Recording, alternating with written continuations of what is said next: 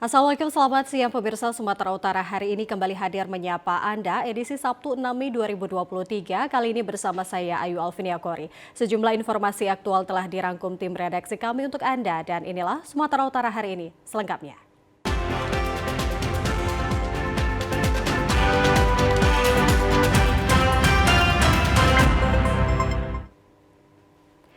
Kita awali informasi pertama pemirsa, Kejaksaan Negeri Labuhan Batu menahan 3 orang tersangka kasus tindak pidana korupsi anggaran dana alokasi khusus atau DAK pada tahun 2021 pada Dinas Pendidikan Kabupaten Labuhan Batu Utara hingga merugikan keuangan negara sebesar 600 juta rupiah dari nilai kontrak 2,4 miliar rupiah.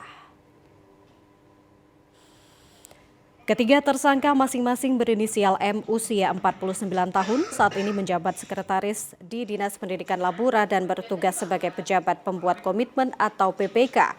AW usia 37 tahun sebagai wakil direktur CVTJS dan SBP usia 31 tahun pemilik CVSP selaku subkontraktor pada proyek pengadaan perabot dan mobiler rehabilitasi ruang kelas tingkat sekolah dasar pada tahun 2021. Ketiga pelaku ditahan pihak penyidik bidang pidana khusus pada Kejari Labuhan Batu.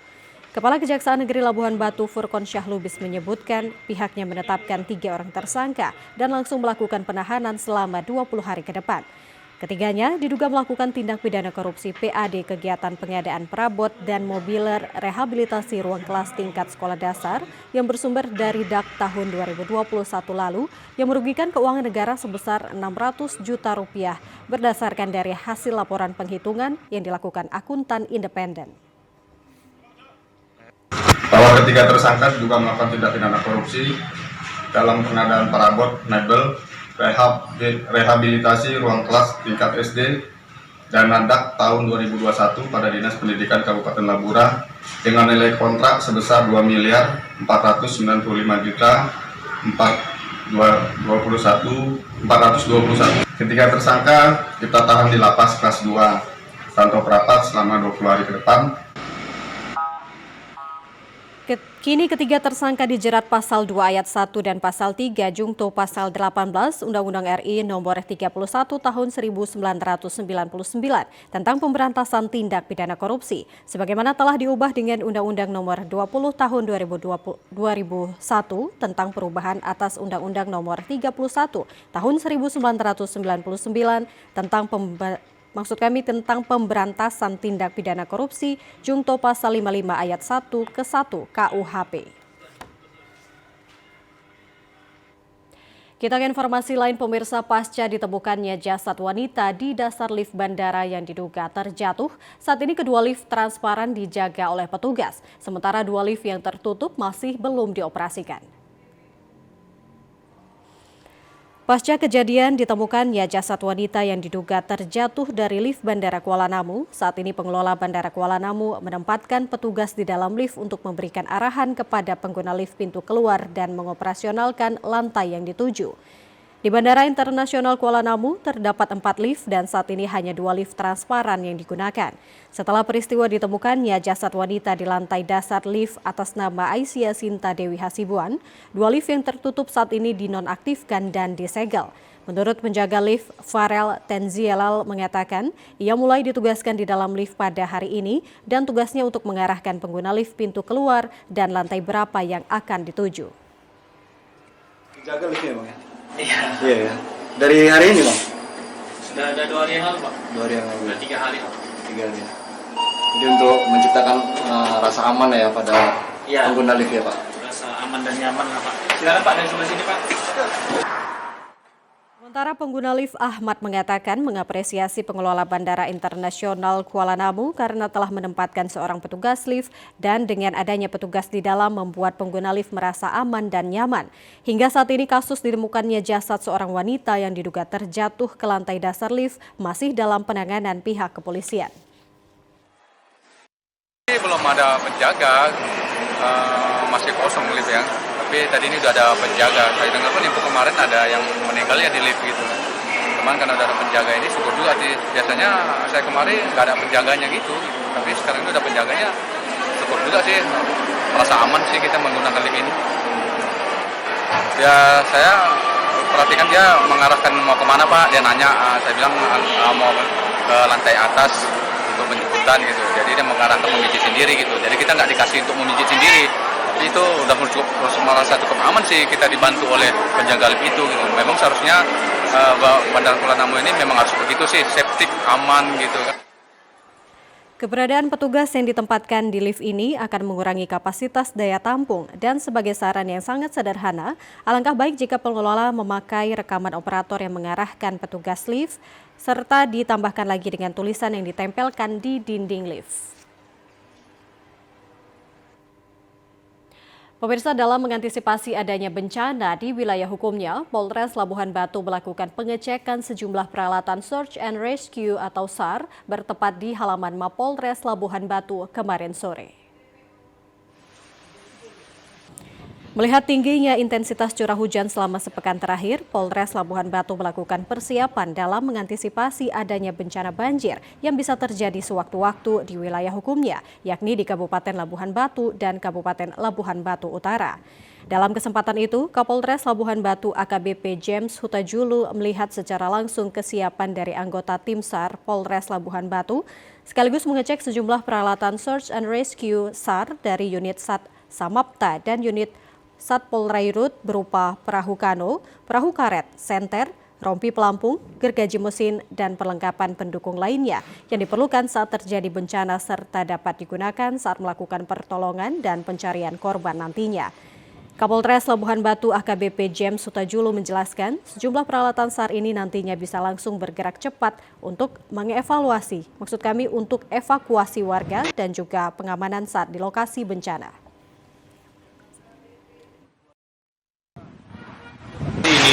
Sore hari ini sebelum hujan juga nih, kita dari Polres Labuhan Batu melakukan pengecekan kesiapan peralatan SAR dari Polres Labuhan Batu apabila sewaktu-waktu untuk antisipasi terjadinya banjir.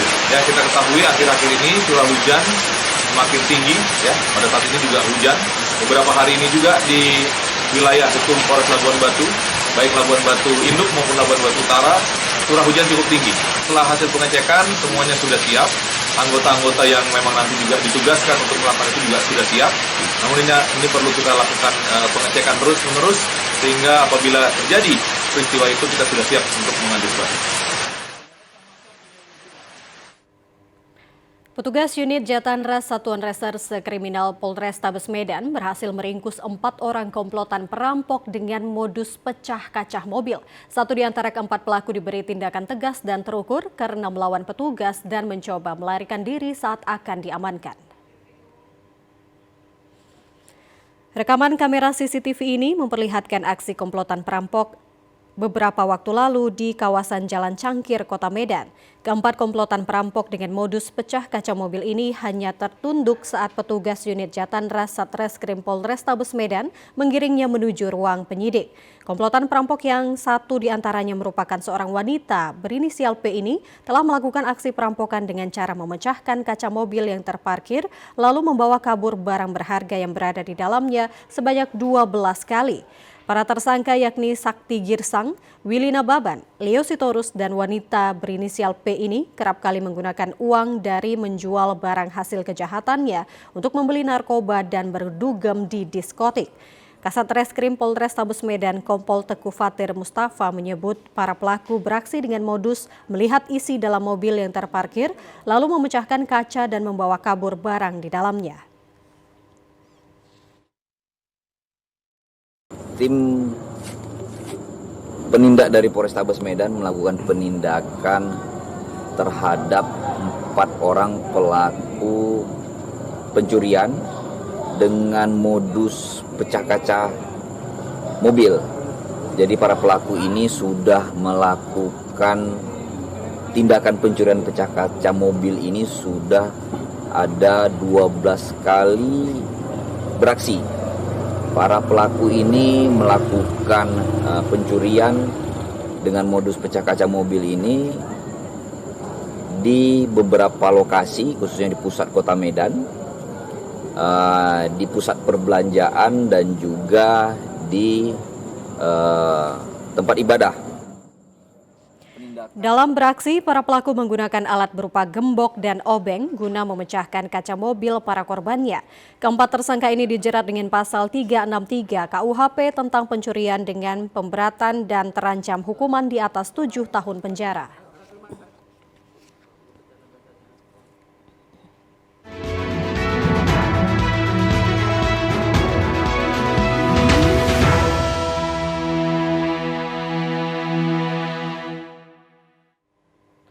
Pemirsa, Komisi Pemilihan Umum Sumatera Utara resmi membuka pendaftaran bakal calon Dewan Perwakilan Daerah Republik Indonesia Dapil Sumut dan Bacalon Dewan Perwakilan Rakyat Daerah Sumut. Pendaftaran bakal calon ini berlangsung dimulai dari tanggal 1 hingga 14 Mei 2023 mendatang.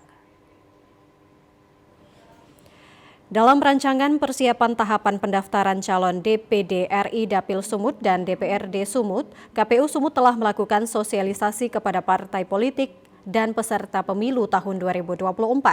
Syarat-syarat pendaftaran seperti tanggal, jam pelaksanaan, hingga jam pelayanan untuk melayani seluruh partai politik peserta pemilu hingga calon perseorangan DPD RI. Sementara untuk diketahui pencalonan untuk Dewan Perwakilan Daerah RI dilakukan oleh perseorangan dengan disertai beberapa pendamping yang tidak terlalu banyak. Sedangkan untuk calon legislatif anggota Dewan Perwakilan Rakyat Daerah Sumatera Utara dapat didaftarkan oleh partai melalui ketua dan sekretaris partai. Hingga hari ke-6 sejak dibukanya pendaftaran bacalon DPD RI dan DPRD Sumut oleh KPU Sumut ini, terhitung baru 6 orang dari bacalon DPD RI yang mendaftarkan diri dari total 13 bacalon DPD RI Dapil Sumut. Sementara untuk bacalek DPRD Sumut yang didaftarkan oleh partai, belum ada satupun partai yang mendaftarkan anggotanya untuk menjadi calon legislatif di pemilu 2024. Ketua KPU Sumut Herdensi Adenin menyebut diperkirakan pendaftaran bacalek DPRD Sumut yang dilakukan oleh partai akan mulai mendaftarkan diri pada minggu depan. Dalam surat pemberitahuan yang diberikan partai ke KPU Sumut, dijadwalkan pada hari Selasa partai PKB akan mendaftarkan bacaleknya dengan disusul oleh Nasdem pada hari Rabu mendatang. Tahapan pendaftaran calon ya, baik calon DPRD, provinsi itu didaftarkan oleh partai politik, kemudian calon anggota DPD. Nah, sejauh ini berdasarkan tahapan pelaksanaan pencalonan ini dari tanggal 1 Mei sampai tanggal 14 Mei. Sampai sekarang ini sudah ada 6 bakal calon anggota DPD yang mendaftar ke KPU Provinsi. Sedangkan untuk partai politik sampai sekarang ini belum ada.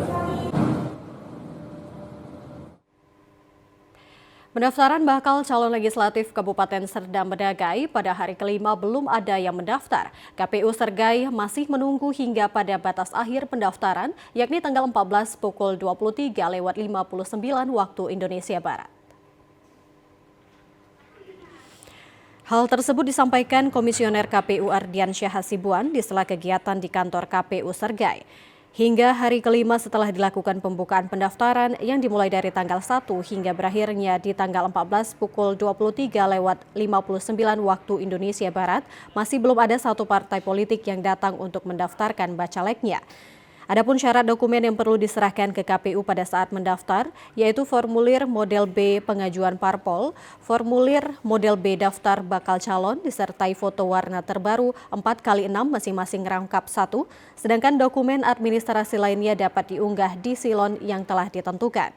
Ardiansyah Hasibuan menambahkan, saat ini yang telah berkomunikasi untuk melakukan penjadwalan pendaftaran ada 3 partai, yaitu PKS yang akan mendaftar pada tanggal 8 Mei, Nasdem tanggal 10 Mei, serta PDIP pada tanggal 11 Mei.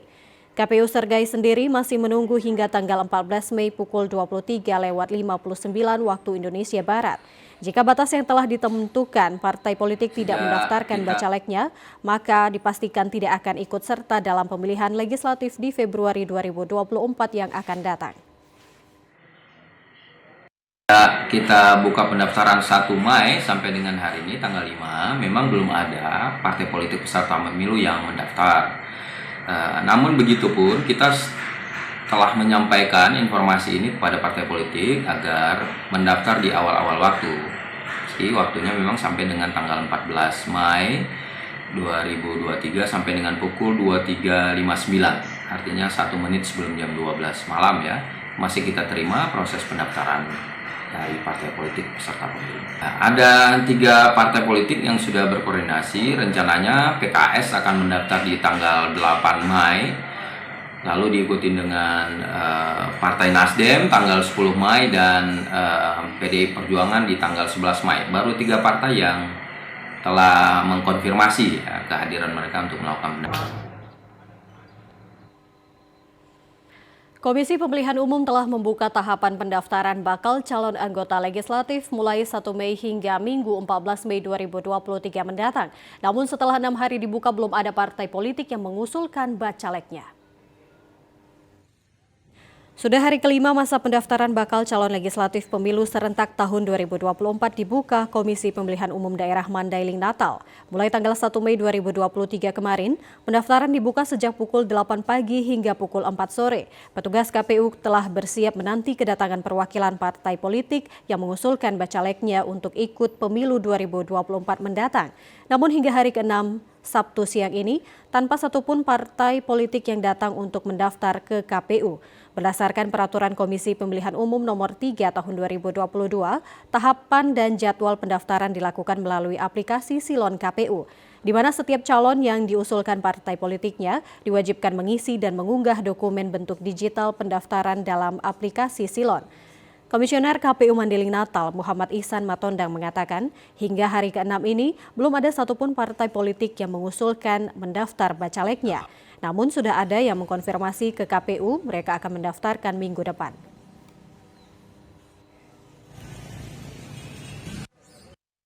Penerimaan pengajuan bakal calon oleh partai politik peserta pemilu 2024 yang dimulai sejak tanggal 1 Mei sampai dengan 14 Mei 2023 ini. Sampai dengan kemarin itu tanggal 4 ya, yaitu tanggal 4 kemarin jam 16.00 belum ada yang datang karena kan pendaftaran itu KPU terima itu dimulai jam 8.00 sampai dengan 16.00 dan hari ini juga belum ada informasi dari peserta pemilu akan ada yang datang karena memang pengalaman sebelumnya ya kan. Mungkin karena situasi waktu dan juga persiapan peserta pemilu biasanya itu memang hadir di akhir-akhir gitu kan. Mengantisipasi terjadinya kemacetan di Jalan Lintas Sumatera di depan gedung KPU dan menghindari keributan, KPU menghimbau kepada pendukung dan bacalek tidak beramai-ramai mendaftar ke KPU karena pada saat pendaftaran hanya 3 orang perwakilan partai politik yang ikut di aula kantor KPU untuk menyerahkan berkas fisik bacalek. Komisi Pemilihan Umum KPU RI menegaskan surat keterangan catatan kepolisian atau SKCK tetap wajib dimiliki oleh bakal calon untuk pencalonan diri mereka sebagai calon anggota DPR, DPRD Provinsi, dan DPRD Kabupaten Kota di Pemilu 2024. Berdasarkan penegasan KPU RI tersebut, seluruh bakal calon anggota DPR RI, DPRD Provinsi, dan DPRD Kabupaten Kota wajib mengurusnya. Namun dalam birokrasi kepengurusan rekomendasi yang dilakukan calon anggota DPRD Kabupaten Deli Serdang, Oktober Liana Aritonang mengalami kesulitan pengurusan rekomendasi tersebut. Karena ia sudah memasukkan surat izin rekomendasi pada hari Rabu dan hingga hari Jumat baru selesai. Sementara waktu yang disediakan untuk pendaftaran bacalek cukup singkat. Ia berharap jika urusan SKCK ini dapat lebih dipermudah dan lebih cepat. Sementara Kasat Intelijen Polresta Deli Serdang Kompol Syahrial mengatakan SKCK menjadi salah satu persyaratan yang harus dilengkapi para bakal calon legislatif sesuai peraturan KPU dan untuk mendapatkannya, SKCK tersebut bacalek harus mendapatkan surat rekomendasi dari Satlantas, Satreskrim, dan Sat Narkoba serta terakhir ditandatangani oleh Kapolres tempat ia menjadi bacalek. Caleg persyaratannya beda, karena caleg ini ada TR dari Kapolri yang menyatakan harus ada rekomendasi atau catatan dari Reskrim, Narkoba, dan Lalu Lintas. karena di sana ada mungkin catatan pernah melakukan tindak pidana, sehingga kita butuh rekomendasi yang harus diterbitkan daripada Satuan Reserse Narkoba dan Lantas. Itu yang membuat waktu agak lama. Tapi dalam prosesnya, apabila sudah lengkap berkas masuk kemari, tidak ada waktu lama, paling lama 1 hari itu sudah selesai. Untuk kepengurusan SKCK dipungut biaya penerimaan negara bukan pajak atau PNBP sebesar Rp30.000 dan uang ini akan disetor ke negara. KPU Serdang Bedagai bersama dengan para PPK Kecamatan melakukan pendataan daftar pemilih sementara hasil perbaikan atau DPSHP yang secara menyeluruh dilakukan berdasarkan tanggapan dari masyarakat. Sejumlah temuan data pemilih seperti meninggal dunia dan serta pindah domisili masih ditemukan terbanyak. Secara maraton, KPU Sergai bersama dengan para PPK di 17 kecamatan yang membidangi divisi data terus berupaya menerima tanggapan dari masyarakat.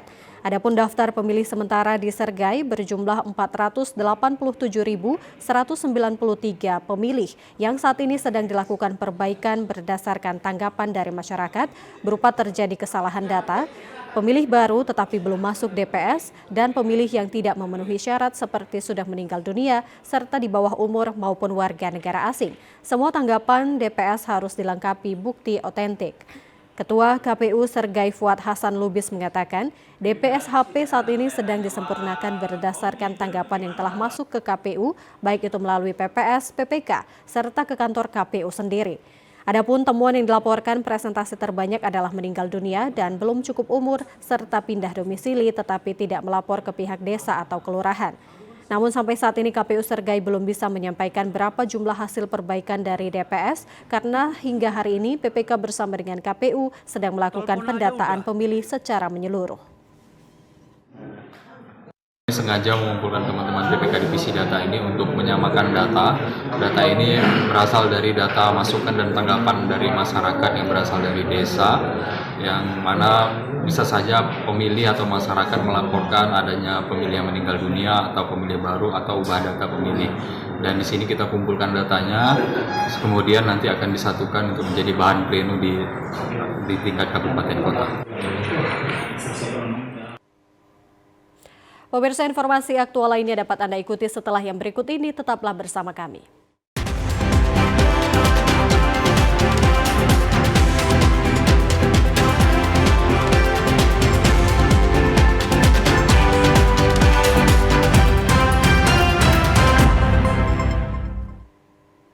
Terima kasih Anda kembali menyaksikan Sumatera Utara hari ini. Pemirsa, cuaca panas, buah laris manis. Hal itu berdampak kepada omset pedagang buah naik hingga 20%. Dilanda cuaca panas, banyak warga berburu buah untuk dikonsumsi di Jalan Amal Medan kemarin. Selain buah semangka yang segar serta buah segar lainnya seperti buah jeruk, buah naga, mangga, apel, melon dan lainnya turut menjadi incaran warga di saat cuaca panas. Pedagang menjual buah semangka Rp7.000 per kilogramnya, buah jeruk dijual Rp25.000 per kilogram, sedangkan buah melon dijual Rp15.000 per kilogram, dan buah pepaya Rp12.000 per kilogram. Untuk buah pir Rp30.000 per kilogram, apel Rp50.000 per kilogramnya, dan alpukat Rp18.000 per kilogram. Cuaca panas yang melanda kota Medan, Sumatera Utara tercatat sempat menembus angka 35 derajat Celcius. Hal itu sangat berdampak panas bagi warga yang beraktivitas di luar ruangan. Dengan kondisi panas tersebut, berbagai cara yang dilakukan warga untuk menjaga kebugaran tubuh dan menjaga stamina, seperti dengan mengkonsumsi buah. Tingginya permintaan buah segar tersebut membuat pedagang buah kebanjiran orderan hingga menambah omset hingga 20%. Pedagang buah bernama Raja mengatakan salah satu buah yang banyak dicari warga adalah buah semangka.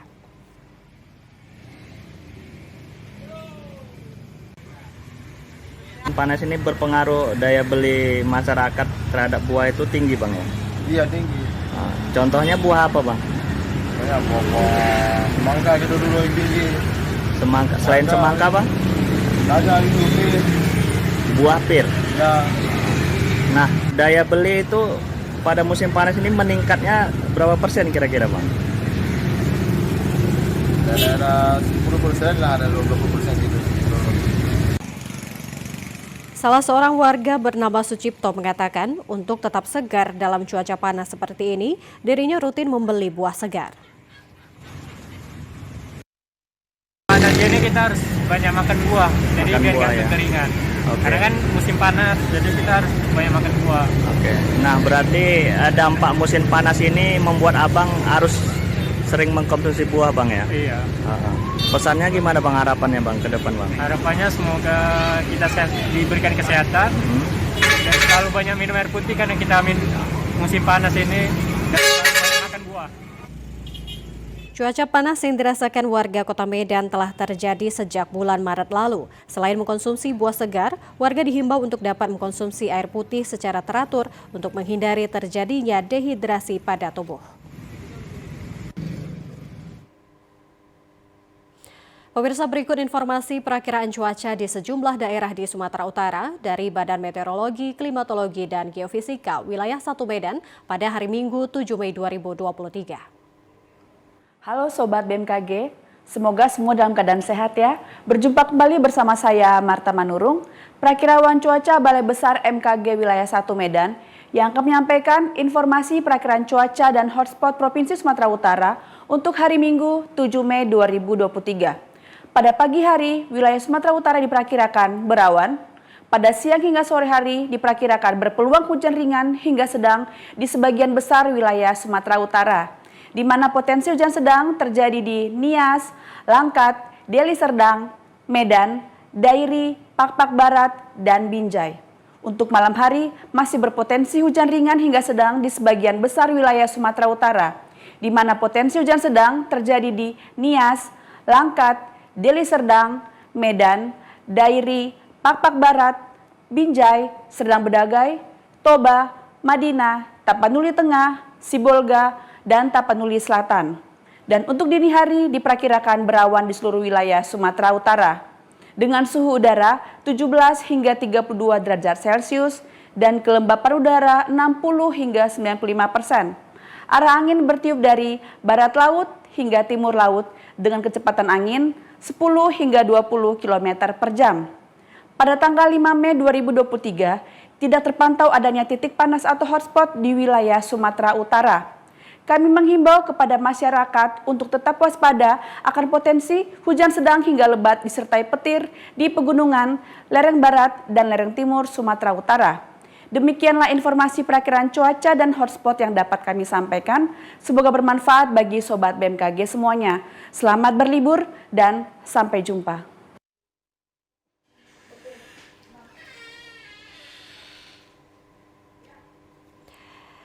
Pemirsa, kejuaraan karate diikuti 14 kabupaten kota sekawasan Tapanuli Raya. Kejuaraan karate antar dojo resmi dibuka kemarin di Tarutung yang akan digelar selama 3 hari. Kejuaraan karate antar dojo memperebutkan Piala Bupati Tapanuli Utara dengan total hadiah uang pembinaan Rp100 juta dibuka resmi oleh Asisten Administrasi dan Pembangunan Sekdakap Taput Binhot Aritonang di Gedung Serbaguna Tarutung bersama pembina Forki Taput Satika Simamora dan mewakili dari pengurus KONI Sumut. Dengan mengusung tema pertandingan berkarya dan berkelanjutan, pembina Forki Taput berharap melalui kejuaraan karate yang digelar selama 3 hari, diharapkan dapat melahirkan atlet-atlet karate yang memiliki karakter dan disiplin serta prestasi untuk kelak mengharumkan nama bangsa, terkhusus nama Sumatera Utara di masa yang akan datang.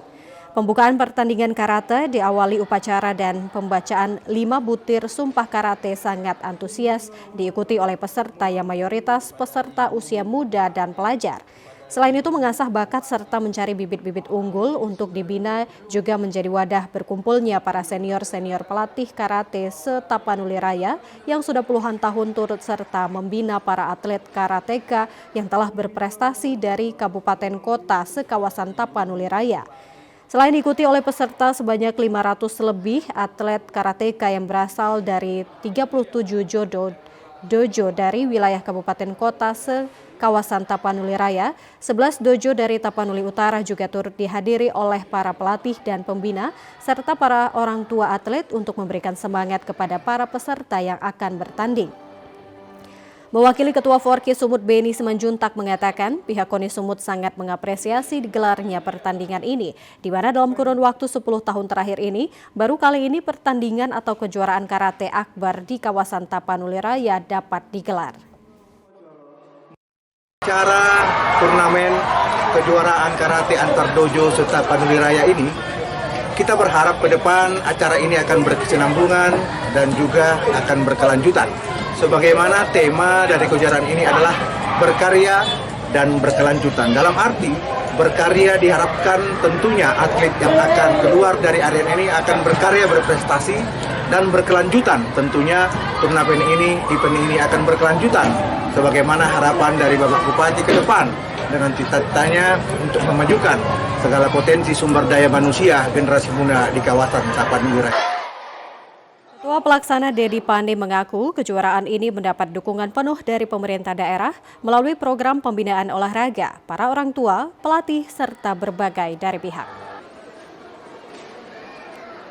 Tradisi yang melekat di masyarakat. Masih tersebut sekaligus menutup jumpa kita dalam Sumatera Utara hari ini. Saya Ayu Alvinia Kori beserta seluruh kerabat kerja bertugas pamit undur diri. Wassalamualaikum, selamat siang, sampai jumpa.